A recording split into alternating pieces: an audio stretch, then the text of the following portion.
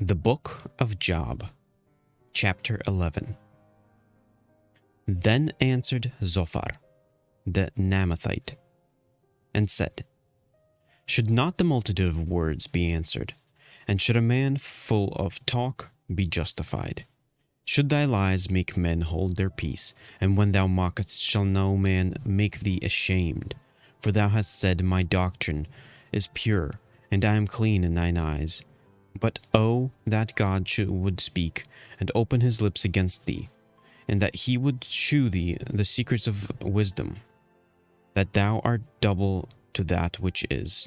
Know therefore that God exacteth of thee less than thine iniquity deserveth. Canst thou be searching, find out God?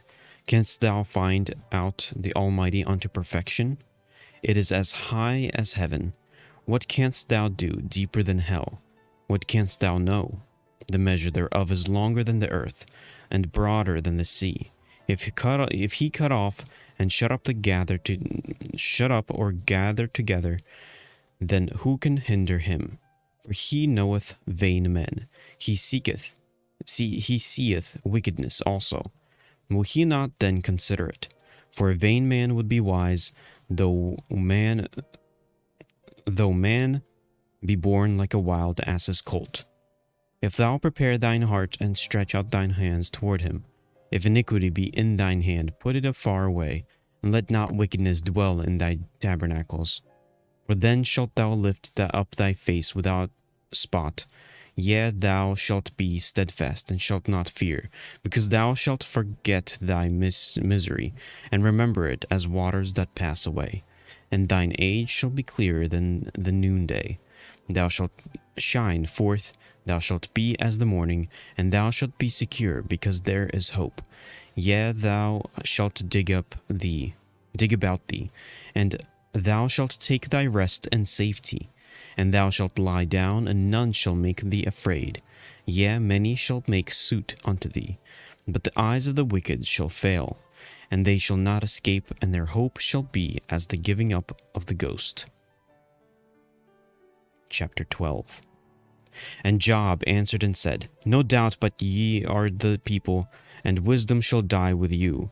But I have understanding as well as you. I am not inferior to you. Yea, who knoweth not such things as these? I am as one mocked of his neighbor, who called upon God, and he answered him. The just upright man is laughed to scorn. He that is ready to slip with his feet is as a lamp despised in the thought of him that is at ease. The tabernacles of robbers prosper, and they that provoke God are secure, into whose hands God bringeth abundantly. But ask now the beasts, and they shall teach thee, and the fowls of the air, and they shall tell thee. Or speak to the earth, and it shall teach thee, and the fishes of the sea shall declare unto thee. Who knoweth not in all these that the hand of the Lord hath wrought this? In whose hand is the soul of every living thing, and the breath of all mankind? Doth not the ear try words, and the mouth taste his meat? With the ancient is wisdom, and in length of days understanding. With him is wisdom and strength. He hath counsel and understanding. Behold, he breaketh down, and it cannot be rebuilt again. He shutteth up a man, and there can be no opening. Behold, he withholdeth the waters, and they dry up. Also he sendeth them out, and they overturn the earth. With him is strength and wisdom. The deceived and the deceiver are his. He leadeth counselors away spoiled, and maketh the judges fools. He looseth the bond of kings, and girdeth their loins with girdle. He leadeth princes away spoiled, and overthrew the mighty. He removeth away the speech of the trusty, and taketh away the understanding of the aged. He poureth contempt upon princes, and weakeneth the strength of thy mighty. He discovereth deep things out of darkness, and bringeth out the light, and the shadow of death. He increaseth the nations and destroyeth them. He enlargeth the nations and straighteneth them again. He taketh away the heart of the chief of the people of the earth, and causeth them to wander in a wilderness where there is no way. They grope in the dark without light, and he maketh them to stagger like a drunken man. Chapter 13. Lo, mine eye hath seen all this, mine ear hath heard and understood it. What ye know, the same do I know. Also, I am not inferior unto you. Surely I would speak to the Almighty, and I desired to reason with God. But ye are forgers of lies, ye are physicians of no value. Oh, that ye would altogether hold your peace, and it should be your wisdom. Hear now my reasoning, and hearken unto the pleading of my lips. Will ye speak wickedly for God, and talk deceitfully for him? Will ye accept his person? Will ye contend with for God? Is it good that he should search you out? Or as one man mocketh another, do ye so mock him? He will surely reprove you, if you do secretly accept persons. Shall not his excellency make you afraid, and his dread fall upon you? Your remembrances are like unto ashes, your bodies to bodies of clay. Hold your peace, let me alone, that I may speak, and let come on me what will. Wherefore do I take my flesh in my teeth, and put my life in my hand? Though he slay me, yet will I trust in him. But I will maintain mine own ways before him. He also shall be my salvation, for a hypocrite shall not come before him. Hear diligently my speech and my declaration with your ears. Behold, now I have ordered my cause. I know that I shall be justified. Who is he that will plead with me? For now, if I hold my tongue, I shall give up the ghost. Only do not two things unto me. Then will I not hide them myself from thee. Withdraw thine hand far from me, and let not thy dread make me afraid. Then call thou, and I will answer, or let me speak, and answer thou me. How many are mine iniquities and sins? Make me to know my transgressions and my sin. Wherefore hidest thou thy face, and holdest me for thine enemy? Wilt thou break a leaf driven to and fro? And wilt thou pursue the dry stubble? For thou writest bitter things against me, and makest me to possess the iniquities of my youth. Thou puttest my feet also in the stocks, and lookest narrowly unto all my paths. Thou settest a print upon the heels of my feet, and he as a rotten thing consumeth as the garment that is moth-eaten. Chapter 14. Man that is born of a woman is of a few days, and full of trouble. He cometh forth like a flower, and is cut down.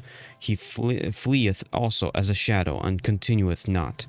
And dost thou open thine eyes upon such a one, and bringest me into judgment with thee?